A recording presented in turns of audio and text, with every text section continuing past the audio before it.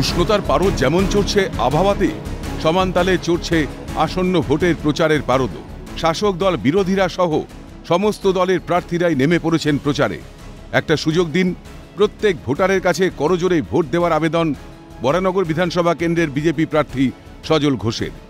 বৃহস্পতিবার গোপাললাল ঠাকুর রোডের একটি আবাসনে প্রচার সারলেন বরানগর বিধানসভা কেন্দ্রের বিজেপি প্রার্থী সজল ঘোষ।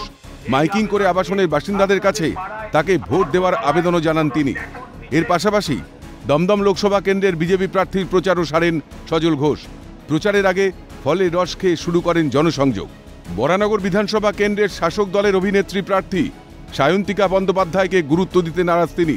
তার দাবি, কোনো নায়িকার বিরুদ্ধে লড়াই নয়, লড়াইটা মূলত দলনেত্রীর বিরুদ্ধে। সবাই অভিনেতা আর অভিনেত্রী, একটাও নেতা নেই, সবাই নাটকই করছে।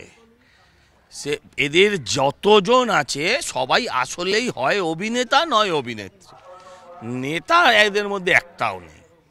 আর আমাদের কোনো অভিনেত্রীর বিরুদ্ধে লড়াই নয়, আমাদের লড়াইটা চোরেদের যে দলনেত্রী তার বিরুদ্ধে।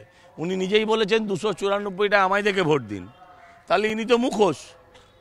এখন সেই মুখোশ কিসের আড়ালে আসবে সেটা এখন কি করে, কেউ অভিনেত্রীর মুখোশে আসতে পারে, এই মুখোশ ডাক্তারের মুখোশে আসতে পারে, উকিলের মুখোশে আসতে পারে, এখন কোন মুখোশে আসবে ডাজেন্ট ম্যাটার।